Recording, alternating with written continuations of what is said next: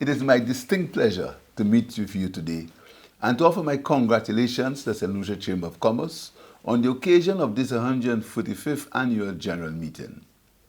There are not too many organizations in our corner of the world which can boast such longevity, and I imagine that members are justifiably proud of this particular milestone. I welcome this opportunity for dialogue and consultation as it bodes well for that vital and productive relationship which must exist between government and the private sector in the months and years ahead. Such a relationship is both desirable and necessary if we are to conquer the many challenges facing us both as an economy and as a society. Just as government requires the collaboration of an autonomous and unprejudiced private sector, so too does the private sector need the impartial and objective facilitation and regulation of government. This is a vital balance to which I hope we can return. As fate would have it, the last time I addressed you, I was leader of the opposition. Fortunately, I have since lost that job, and now I have the task of outlining the policy focus of a new administration. I welcome this task, especially at this 5-month juncture of our new term in office. So let us start from a simple shared premise that COVID-19 pandemic, however devastating its effects on the social and economic fabric of our country, has provided an imperfect opportunity to pivot to a more relevant and resilient development paradigm. I say this in the full belief that our task is not simply to live with COVID, so as so many have suggested, but to triumph and transform in the face of COVID. And so, much of this conversation today is really about the development of partnerships, which must be designed and deployed in a brave new approach to national development. I hope we can agree that returning to the economic status quo is not really a viable option for us, or indeed for much of the world. The climate of creative disruption runs deep. Supply lines are changing, production processes are being revised, delivery modes have transformed, the conventional workplace is no more. Workers are unwilling to return to marginal existences. Even parents are choosing homeschooling over employment. Shareholders are adjusting expectations and customers are moving on.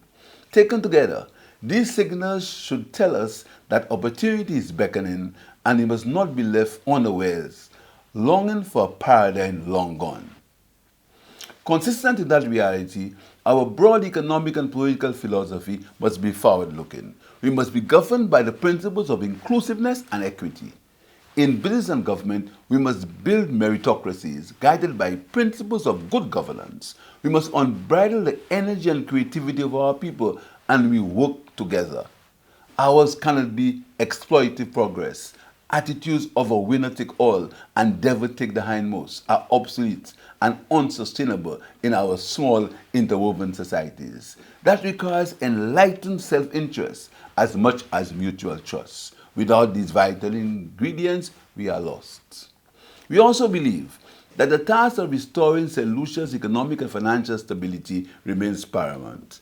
The stabilization of the last 5 months continues and is now to be followed by growth. Such growth requires market expansion and job creation in the private sector. Consumption needs to be stimulated with savings and investments following swiftly. Even at this initial stage, public and private sectors must collaborate to bring workers back to work. But ultimately, that collaboration must be extended into sustainable strategies to move our workforce up the professional ladder into better paying jobs. This will strengthen revenue collection for government and enhance our ability to further assist the private sector, whether it is infrastructural or institutional, whether it's human or financial capital, whether it's technological or procedural. Our economy must transform itself if it is to grow. Businesses as usual is simply not an option. In this fundamental premise, we must be united because what we collectively require is a new emphasis. That new emphasis must be enlightened by the global realization that the old-fashioned economic exploitation will impoverish us all. Governments, businesses, nations, and the planet, both locally and globally. We need a development path to economic dignity, to tolerance, diversity, and sustainability. Here at home, we need huge investments in education, in-service training, apprenticeships, online learning, scholarships, adult literacy, and a host of other human development initiatives to make our economy more functional and competitive and to propel our people forward. No sector can do this alone. I say this in the belief that our governance system is weak and outmoded. While it may have served us well in the opening chapters of nationhood, it remains stagnant and has become incompatible with our evolution as a sovereign people in a global economy. One simply cannot expect blood from stone. It is clear, for example, that the people of St. Lucia believe in the rule of law, that they strongly reject corruption, that they abhor the abuse of power. They have made these fundamentals abundantly clear, and we intend to listen and to obey. To ensure against future abuse, we must now make significant changes to our statutes and to our constitution. Fortunately, we have been given the mandate to do so, and fortunately, we'll engage civil society in that change process. In this respect, I now ask you to stand by to do your civic duty. As we return to the fundamentals, to the belief that the role of government is to create and sustain the enabling environment for business to thrive, and for individuals to achieve their individual and committed aspirations. It is not the role of government or politicians to compete with the private sector, not to run the state apparatus like a private business, betraying the social contract, destroying the public trust, and frustrating the arm's length objectivity required for sound and transparent governance. Nor is it the role of the private sector to appropriate the tasks of government. There are certain fundamentals which must be centrally provided. This is particularly vital in small economies where fairness, equity, and efficiency are essential. Government must therefore be primarily engaged in the provision of public goods, including physical and institutional infrastructure, national security and justice, health and education, clean air and water, the environment, and human rights. As the prime mover of legislation and regulator of commercial activity in our economy, our government will work with the chamber and other businesses to ensure that legislation and regulation do not frustrate private initiative, but rather facilitate business growth and economic progress. So I'm encouraged by this early invitation, knowing that we will soon engage in active dialogue and effectively collaborate to achieve these goals. In the meantime, I also hope that we have all learned a very expensive lesson. I hope that we have come to realize only too clearly how our fundamental societal obligations suffer and deteriorate when government becomes distracted and distorted by greed, corruption, self-interest. By way of action, I want to further emphasize that we are moving swiftly to improve the investment climate in our economy, to restore good governance in this country, and to re-establish St. Lucia's image internationally as a principled, productive, and progressive place to conduct business. What we promised in the months before the general elections in July 26, the St. Lucia Labour Party made some important promises that we intend to keep. I now summarize these most relevant to the private sector. 1. Stabilizing and growing the economy, focusing on the housing sector as a key driver of economic growth. 2. Expansion of the digital economy, removing impediments to e-commerce. 3. Diversification into new and emerging sectors with an emphasis on youth, the blue, orange, and green economies. 4. Development of new fiscal and economic strategy driven by financial realities on the ground. 5. Revitalization of the private sector, removing structural impediments to doing business. I mention these to assure you that they remain pivotal to our economic agenda and that actions are already in play to implement these undertakings. Let it be clearly understood that we are inviting the private sector to join us in pursuit of these diversification and sustainability objectives. We lead, but cannot go this route alone. National success, both public and private, depends on working together in the interest of ourselves and our country. While we understand that capital has no nationality, we certainly do, and ours is distinctly St. Lucian. In that voice, I call on the private sector to be active participants in the transformation process, knowing that our wheels sometimes turn more slowly than yours. I urge you to push government, not merely as individual lobbyists and narrowly focused interest groups, but as an inclusive, broadly constituted, democratic, and legitimate private sector agency which understands the imperatives of collaboration for competitiveness and collective progress. It is in that same voice that I encourage you to push yourself to rethink, retool, re-engineer, and reposition your side of the economy. Neither your institution nor your business can prosper indefinitely if you continue business as usual. Just like governments, businesses need to engage in renewal, transformation in order to survive. We can help each other to transform, but we cannot shield each other from necessary reform and unavoidable change. New business processes, adoption of technology, new marketing techniques, and progressive human resource policies are all necessary. And this government will assist wherever we can do to help you access, implement, and sustain such change. By way of example, global tourism is trending towards high-end, unique, intimate, customized, and sustainable cultural travel experiences. This is therefore our opportunity to move upmarket. This is time to leverage our unique, rich, new, bespoke tourism products. This is the time to promote and monetize St. Lucia's culture, cuisine, carnival, entertainment, environment, tradition, and history. This introduces a new compatibility of objectives, not obvious before. We now have untold opportunities to merge our blue, orange, and green economies in new sustainable ways. Now is the time to learn and build on our own success. In this, we cannot fail. In this, and similarly, transformative initiatives, we are interested in long-term incentive regimes such as technology-related tax allowances to encourage transformation at the company level. Such transformation includes retooling, reskilling, restructuring, and upgrading, which boosts domestic investment and future productivity.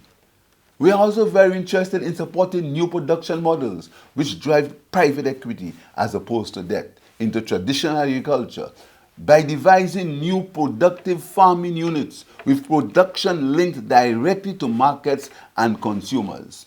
We can achieve new efficiencies that yield attractive rates of returns. In this way, small investors with personal savings can get involved in modern, technologically driven agriculture. This is a perfect time to create strong agribusiness economic systems. We also believe that the old duty-free, tax-free approach to concessions is not sustainable and is a stringent fiscal environment.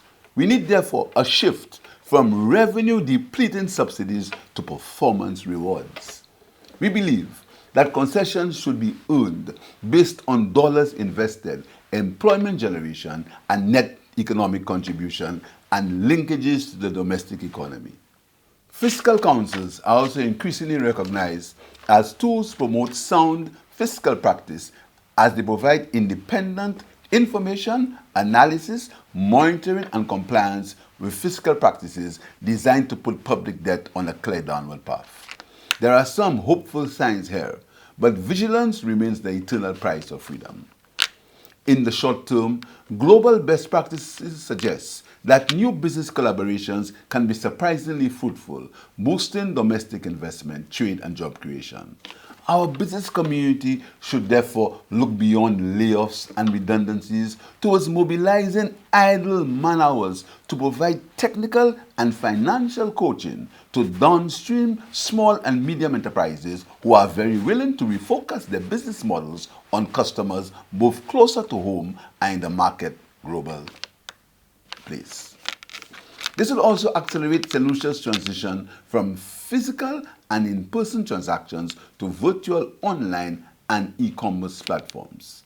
It helps to remember that local small and medium enterprises can be new suppliers as well as new customers, sometimes simultaneously. What may start as marriages of conveniences could flower into new prosperities. Companies wanting to stay agile should revise investment plans to new reality. They can seek professional support and actively engage in debt management strategies with their banks. It is also good to know that Generation Tech is out there. Others with low debt, zero inventory solutions which reward IP and ICT skills and use digital networks to identify needs and bridge gaps. It is time to embrace their techno-savvy solutions as the Caribbean equivalents of Uber, Amazon, and Airbnb. Meanwhile, we will do our best to avoid another shutdown of this country. This is shared responsibility. Together, we must work to avoid interruption of the economic machinery, knowing that overheads like rent, interest, insurance, maintenance, and salaries are accruing. That same self-interest should drive businesses to seek out and support startups in their sectors. There is fertile ground out there and a whole generation of young, innovative solution entrepreneurs who can benefit from our capital and business acumen. Don't be afraid to invest, especially in innovation. If we wish to go far, we must go there together. As Minister of Finance, I must temper my optimism with a sober account of where we are today. In so doing, I will resist any urge to throw stones at predecessors, but I will provide an honest and factual account of what my administration inherited on assuming office. For the financial year April 2020 to March 21, the economy contracted by 23%, the most drastic decline in the Eastern Caribbean Monetary Union and the sixth in the world. At 3.9 billion, we also have the largest public debt portfolio in the Monetary Union, with debt servicing consuming 31% of total revenue. Local payables due to local suppliers stand at 154 million. Design finance contracts stand at 184.5 million. These are repayable within 5 years. The cost of building roads, all of them untendered. Unpaid land acquisitions stand at 60 million. Debt to the University of the West Indies alone stands at 27 million. CDB debt payables are 4.18 million and growing. Under the previous administration, COVID-related borrowings from regional and international creditors amounted to 323 million. As of July 2021, 301 million had been drawn down, leaving 19 million available for future use. The reality of our situation is that government's finances have to be financed largely from rollover financing, bond financing, and treasury bills for the last 3 months and until the next budget cycle. We have no access to institutional lending as this avenue was exhausted by the last administration. The management of COVID-19 during the fourth wave within a population with high levels of vaccine resistance has compounded the challenges we now face. Fortunately, we have managed to stabilize in-country spread, and indicators are that we are doing much better than a few months ago. However, we have to watch closely new variants. Access to safe and affordable vaccines will be critical to a sustainable recovery from the COVID-19 pandemic. You will be aware that we are providing vaccines to the entire population at no cost to ensure that affordability is not a hindrance to vaccination. Our strategy is to continue to encourage the population to vaccinate by increasing access at the community level. increasing awareness through education, and providing incentives to persons for getting vaccinated. With the support of multilateral agencies like the World Bank and UNDP, we are taking steps to reduce the high level of vaccine hesitancy and increase the uptake towards a target of herd immunity of 70% of the population. We are gradually opening up the economy to full normalcy while we keep prescribed COVID-19 protocols in place to avoid any resurgence of the virus. Against that background, the difficult fiscal situation has caused governments to give priority to debt servicing, financing COVID-19 demands, strengthening healthcare delivery services, and giving much needed support to the education sector. We are very mindful of the high unemployment situation and are working to bring relief to the unemployed, to small business owners, minibus owners, and other self-employed persons who have been directly impacted by the protocols. Given our current economic circumstances and suboptimal management in the last 5 years, we also need to do some seed planting if we are to be better positioned on the other side of this pandemic. To this end, last Monday, my administration launched the Youth Economy Initiative. The Central Statistics Office reports that youth unemployment affects over 15,000 St. Lucians between the ages of 18 and 29, representing some 23% of the population. Our government understands the crippling long-term effects of unemployment on unengaged youth. We have made a solemn promise to the youth of St. Lucia in our 2021-26 manifesto to alleviate the unemployment situation. And now, in the seat of government, we are implementing this life-changing initiative especially for them. Our youth economy initiatives will transform hobbies into entrepreneurship and skills into business and ideas into enterprise. It will provide training, finance, marketing, and mentorship for our young people in a strategic set of interventions. In the weeks ahead, we will conduct an analysis to identify the current state of existing youth economic programs. The information will be used to fashion a comprehensive action plan to include policies, programs, projects required to design, finance, implement, and maintain a sustainable, vibrant, and impactful youth economy. In the months ahead, we will continue to be a period of fiscal consolidation while we attend to the pressing needs of the various sectors of the economy, especially the health sector and the unemployed. As such, you can rationally expect that this administration will pursue a path of prudent financial management to return the macroeconomic indicators of the economy to sustainable positions as required by regional and international financial institutions. The stability of government's finances is critical to restoring a good investment climate, to attract new investment, and to spur economic growth. A debt review exercise is ongoing to provide government with a well-structured plan to move forward within manageable parameters.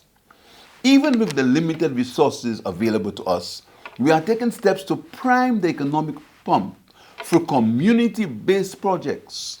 Government has already launched a $10 million housing repairs project for the most vulnerable, while addressing the issues of drainage, water harvesting, and unmanaged water flow in communities. We should embark on a national cleanup campaign in the coming weeks, in addition to injecting some funds in the youth economy. The Cabinet of Ministers has appointed a review committee to examine what transpired at St. Jude Hospital reconstruction project and has decided to recommence work to complete the original hospital structure at Auger in Vieux-Fort. A similar review committee was appointed for the Hiwanoro International Airport Redevelopment Project without stopping work on that project. As we gradually adjust the COVID-19 protocols and open up the economy, we are seeing improvements in government revenue. We expect this trend to continue if the current reduction in the COVID-19 infections are sustained. The outlook for tourism has been encouraging. We are forecasting a good tourism season starting in early December and well into 2022. Most hotels are projecting above average stayover bookings into the second quarter of 2022. The cruise sector is also showing bookings in excess of previous projections. Meanwhile, government is avidly engaged in the 2022-2023 budget planning process. I will outline some of our priorities for the ensuing financial year given our very tight fiscal circumstances. Crime abatement. We can all agree that the level of crime afflicting our country is unacceptable and that the security of our country is of paramount importance as our businesses, citizens, and visitors all need to be safe and tranquil in their communities in which to grow, live, work, and enjoy their vacations. It is our collective responsibility, therefore, to take all necessary actions to bring our crime situation under control. I call on the private sector to join us in this important national fight in the months and years ahead. We should, for example, consider joint public-private sponsorships for social programs, such as after-school activities for youngsters at risk. This administration will implement policies to facilitate greater investment participation by our nationals. These measures will provide the impetus for the private sector to invest in new business opportunities in the areas of creative industry, particularly crossover activity engaging youth. Green technology, particularly renewable energy adaptation for households and businesses. Village tourism, particularly village-based accommodation sites, attractions, and amenities. Marine resource development, including water-based business activity.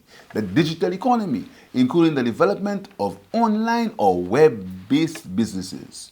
On the infrastructural front, our immediate plans remain constrained by pre-existing commitments from which we cannot easily extricate ourselves.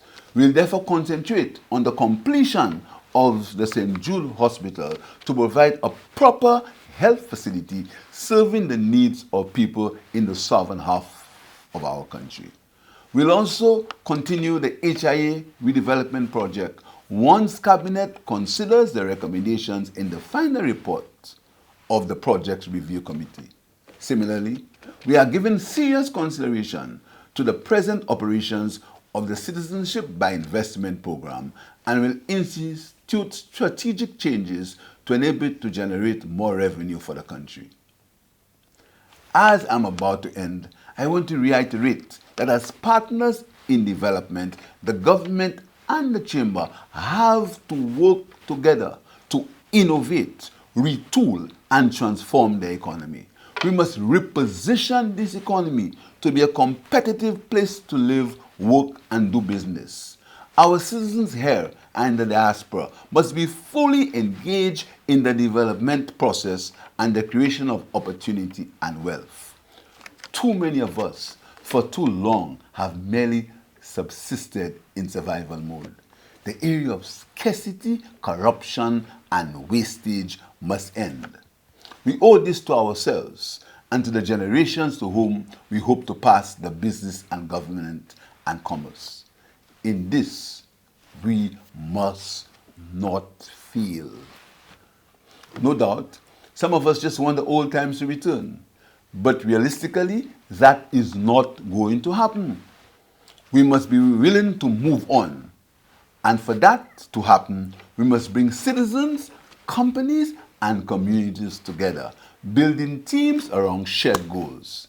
This is hard work with high rewards. I know that this is difficult time for leaders in public and private life, in communities as much as corporations.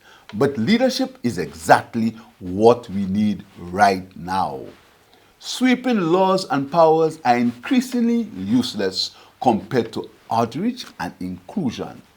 If we can agree that adversarial postures are unproductive, we can also agree that these times call for a shared enlightenment which bridges differences to achieve mutual progress. that requires new truth and new trust. I am making that offer in the hope and expectation that the private sector is ready to reciprocate. Ladies and gentlemen, I wish you all persistent prosperity and thank you profoundly for this opportunity. I thank you.